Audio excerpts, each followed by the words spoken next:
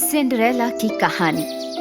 एक बार की बात है, दूर देश में सिंड्रेला नाम की एक खूबसूरत लड़की रहती थी। सिंड्रेला की दयालु माँ की मृत्यु के बाद उसके पिता ने लेडी पफी से शादी कर ली। लेडी पफी की 2 अभिमानी, ईर्ष्यालु और झगड़ालू बेटियां थीं, बिल्कुल अपनी माँ के जैसी ही। वो एक हेयर ब्रश जैसी मामूली चीज के लिए भी घंटों तक लड़ती रहती। इसे रोको, मैंने कहा बंद करो इसे। इसे वापस दो मुझे। ये मेरा है। नहीं, ये मेरा है। एक दिन सिंड्रेला के पिता को एक लंबी यात्रा पर जाना था।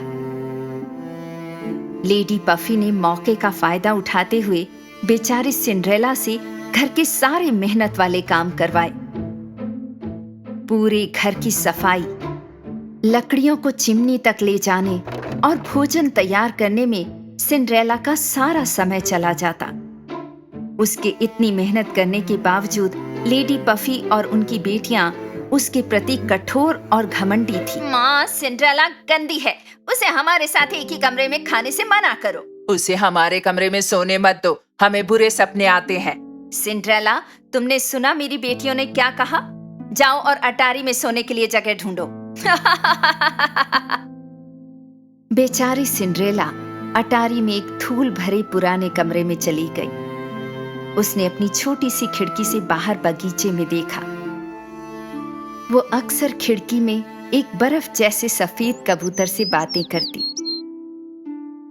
हेलो प्यारे कबूतर। जैसे जैसे दिन बीतते गए, अटारी में अपने कमरे की सफाई करते हुए सिंड्रेला को 2 छोटे चूहे मिले। तुम लोग कौन हो? हाय, मैं चेडर हूँ। और मैं मोज़रेला हूँ। और मैं सिंड्रेला हूँ। तुम्हें पनीर खाना बहुत पसंद है ना? मैं तुम्हारे लिए एक स्वादिष्ट व्यंजन बनाऊंगी। हाँ। हम घंटों से किचन में नहीं जा पाए हैं। वहाँ नीचे एक मतलबी बड़े बड़े बालों वाला राक्षस है। वो दुष्ट बिल्ली पापू है। कल सुबह सबसे पहले मैं तुम्हारे लिए एक स्वादिष्ट नाश्ता बनाऊंगी। अगली सुबह सिंड्रेला बिना कोई शोर किए रसोई में गई। मतलबी बिल्ली पापू चेडर और मोज़रेला का शिकार करने के लिए रसोई में छोटे माउस छेद के सामने इंतजार कर रही थी। सिंड्रेला ने चुपचाप पनीर के कुछ टुकड़े ले लिए और अटारी की तरफ चली गई। लेकिन तभी लेडी पफी की बेटियों ने उसे देख लिया। ये तुमने हाथ में क्या पकड़ा हुआ है? और तुम इसे कहाँ ले जा रही हो? ये सिर्फ कुछ पनीर है, नाश्ते के लिए। माँ, सिंड्रेला हमारा नाश्ता चुरा रही है। मैं चुराऊंगी? मैं कभी कुछ नहीं चुराऊंगी। एक तो चोरी, ऊपर से झूठ भी। तुम कैसी दुष्ट लड़की हो? छोटे चूहे नीचे गए और दुष्ट बहनों को डराने के लिए रसोई में इधर उधर भागने लगे। नहीं, एक चूहा! उधर घर में चूहा है माँ, मुझे बहुत डर लगता है। नहीं, एक नहीं, वहाँ 2 चूहे हैं। लेडी पफी बस चूहों को पकड़ने ही वाली थी कि तभी दरवाजे पर दस्तक हुई। शाही राजदूत आए थे। शाही राजकुमार ने कल रात महल में एक भव्य बॉल का आयोजन किया है। देश भर की सभी नवयुवतियों को इस बॉल के लिए आमंत्रित किया जाता है। जैसे ही उन्होंने भव्य बॉल के बारे में सुना, जेज़ाबेल और कैसेंड्रा अपने कमरों में बड़े उत्साह के साथ दौड़ी और इस खास शाम के लिए कपड़े चुनने लगी।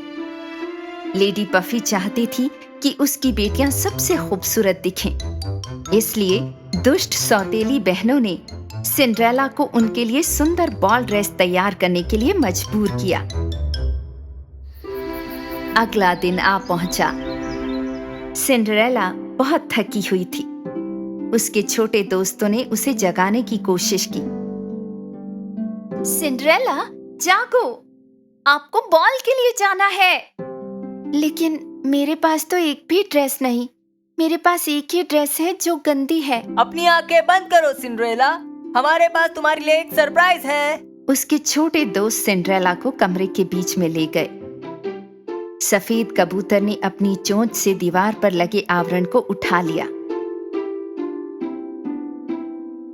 मुझे विश्वास नहीं हो रहा, ये तो कमाल की पोशाक है।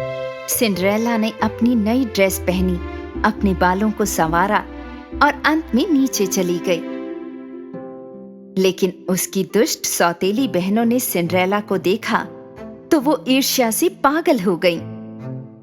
लेडी पफी नहीं चाहती थी कि सिंड्रेला बॉल में जाए, क्योंकि वो उसकी बेटियों की तुलना में कहीं सुंदर थी। इसलिए उसने लिविंग रूम की चिमनी में सेम फलियों का कटोरा फेंक दिया ताकि सिंड्रेला उठा कर लाए। यदि तुम राख में से फलियों को चुनकर 5 मिनट में कटोरे में डाल दोगी तो ही तुम हमारे साथ बॉल पर आ सकती हो। सिंड्रेला बॉल पर जाने के लिए कुछ भी कर सकती थी, इसलिए वो फलियां चुनने लगी। उसके छोटे दोस्तों ने उसकी हालत देखी और मदद करने लगे। 5 मिनट के अंदर ही उन्होंने सभी फलियां चुनकर कटोरे में डाल दी। सिंड्रेला लेडी पफी के पीछे दौड़ी, जो बस निकलने को तैयार ही थी, और उसे पूरा कटोरा दिखाया।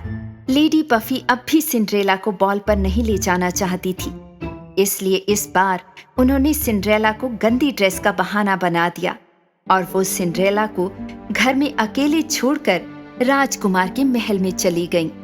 बेचारी सिंड्रेला बहुत दुखी थी। वो बगीचे में बैठकर एक हेज़लनट पेड़ के नीचे रोने लगी, जिसे उसकी माँ ने बहुत पहले लगाया था। और तभी हेज़लनट का पेड़ हिलने और चमकने लगा और एक सुंदर परी सिंड्रेला के सामने प्रकट हुई। मेरा नाम लियाबेल है, मैं तुम्हारी मदद करने के लिए यहाँ हूँ। दुखी मत हो, तुम भी उस बॉल में शामिल होगी। लेकिन मैं ऐसी हालत में बॉल कैसे जा सकती हूँ? वो तुम मुझ पर छोड़ दो। मुझे बस एक कद्दू चाहिए, बाकी सब सामान पहले से ही है। सिंड्रेला वापस आई। उसके हाथों में एक कद्दू था। परी लियाबेल ने अपनी जादू की छड़ी को इसके चारों ओर लहराना शुरू कर दिया और कद्दू को एक सुंदर कोच में बदल दिया। चूहों को बहुत अच्छे घोड़ों में और कबूतर को एक अच्छे कपड़े पहने हुए कोच ड्राइवर में। सिंड्रेला को विश्वास नहीं हो रहा था जो उसने देखा। लेकिन कैसे आपने ये सब किया लियाबेल? परी ने अपनी जादू की छड़ी फिर से लहराई और सिंड्रेला को एक सुंदर नीली पोशाक पहनाई। उसके पैरों में चमचमाते कांच के स्लीपर्स थे। मैं अब एक राजकुमारी की तरह दिखती हूँ। शुक्रिया लियाबेल। बॉल पर जाने का समय हो चुका है, जल्दी करो। बॉल पर जाने से पहले परी ने सिंड्रेला को चेतावनी दी। भूलना मत, तुम्हें आधी रात तक वापस आना ही होगा, नहीं तो जादू चला जाएगा और सब कुछ वैसा हो जाएगा जैसा पहले था। सिंड्रेला ने परी की बात को ध्यान से सुना और महल की तरफ चल दी। कद्दू कोच बड़े महल के सामने रुक गया। सिंड्रेला ने अपनी अद्भुत सुंदरता के साथ महल में प्रवेश किया। बॉल के सभी मेहमान सिंड्रेला को देखकर हैरान थे कि ये युवा सुंदरी कौन थी। न तो लेडी पफी और न ही उसकी बेटियों को अंदाजा हुआ कि यह खूबसूरत लड़की सिंड्रेला थी। प्रिंस लियो सिंड्रेला की तरफ बढ़े और उन्हें उससे पहली ही नजर में प्यार हो गया। सुंदर नवयुवती, क्या मैं तुम्हारे साथ डांस कर सकता हूँ प्लीज?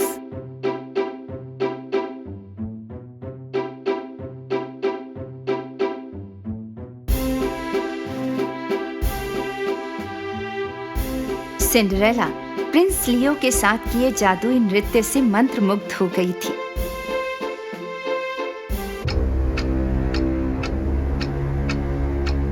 जब घड़ी में 12 बजने ही वाले थे, उसे परी की चेतावनी याद आई। तुम्हें आधी रात तक वापस आना होगा, वरना। सिंड्रेला ने राजकुमार को वहीं छोड़ा और जल्दी से महल से बाहर भागी। आप कहाँ जा रही हैं? मुझे तो आपका नाम भी नहीं पता। महल की सीढ़ियों से उतरते वक्त अचानक सिंड्रेला का कांच का एक स्लीपर वहीं रह गया। दुर्भाग्य से उसके पास वापस जाने और उसे लेने का समय नहीं था, इसलिए वो कोच की तरफ जितनी तेजी से भाग सकती थी भागी। इस खोए हुए चप्पल की सुंदर मालकिन का पता लगाइए। यदि आवश्यक हो तो देश की हर एक लड़की के पैर में इसे पहन कर देखिए। घड़ी में 12 बजते ही सब कुछ पहले जैसा हो गया।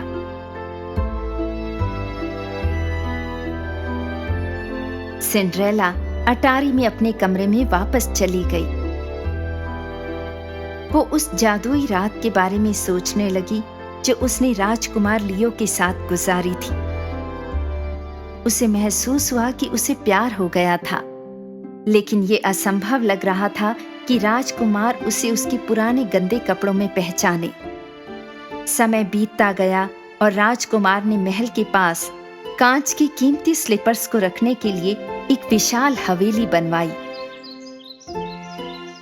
देश में रहने वाली सभी युवा लड़कियों ने यहाँ आकर उस स्लीपर को पहनने की कोशिश की।